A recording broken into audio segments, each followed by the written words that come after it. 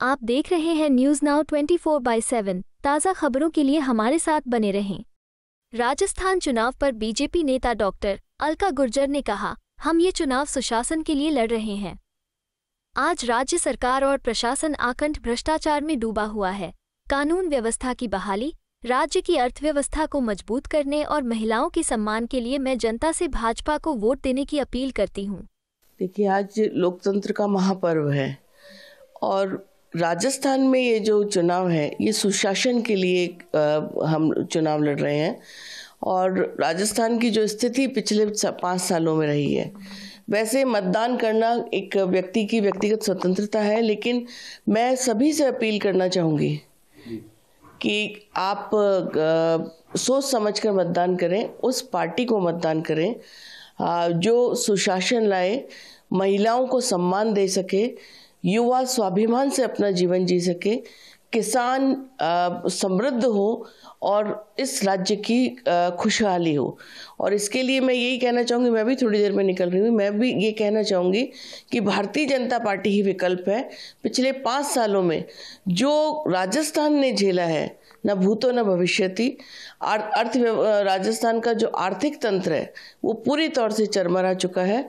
और राजस्थान के अर्थतंत्र को सुदृढ़ता के लिए, कानून व्यवस्था की बहाली के लिए, महिलाओं के सम्मान के लिए भारतीय जनता पार्टी के कमल के फूल पर वोट देने की मैं एक बार पुनः अपने सभी राजस्थान वासियों से अपील करती हूँ। मुख्यमंत्री अशोक गहलोत कहते हैं कि राजस्थान में अंडर करंट है और यही अंडर करंट रहेगा तो उनकी सरकार रिपीट होगी।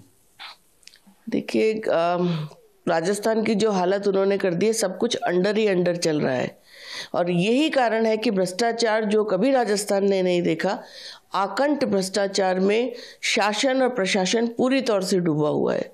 और यही एक कारण है कि राजस्थान की जनता त्राहिमाम कर रही है।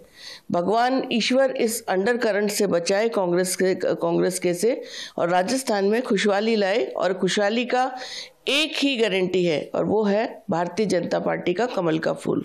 आपको लगता है कि जो गहलोत साहब ने जो बात कही है, क्योंकि इस बार गारंटियों का मुद्दा उन्होंने कहा है कि गारंटियों को मुद्दा नहीं बनाया, विकास कार्यों को मुद्दा नहीं बनाया, सरकार के काम को मुद्दा नहीं बनाया, बल्कि दूसरे मुद्दे बनाए जो कि नॉन इश्यू थे, इसको इश्यू बनाने का काम बीजेपी ने किया।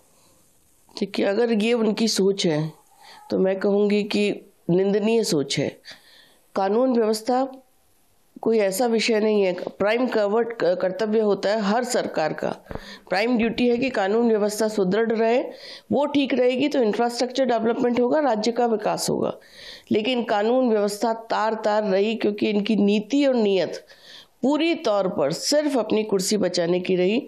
और जहाँ तक ये कह रहे हैं, ये घोषणावीर तो रहे ही हैं, लगातार घोषणाएं कर रहे हैं और यही एक कारण है कि इनकी घोषणाओं के कारण गारंटी जो इनकी है, उन गारंटियों पे से जनता का कोई विश्वास नहीं है। राहुल गांधी प्रधानमंत्री के लिए आप शब्दों का उपयोग करते हैं, विवादित बयान दिया, पनौती जैसे शब्दों का इस्तेमाल करा। किस तरह देखते हैं कि प्रधानमंत्री का पद देश का सबसे बड़ा पद होता है, उस पद पे बैठे व्यक्ति को लेकर इस प्रकार की बयानबाजी सार्वजनिक रूप से? देखिए, प्रधानमंत्री देश का प्रधानमंत्री होता है, किसी दल का नहीं होता।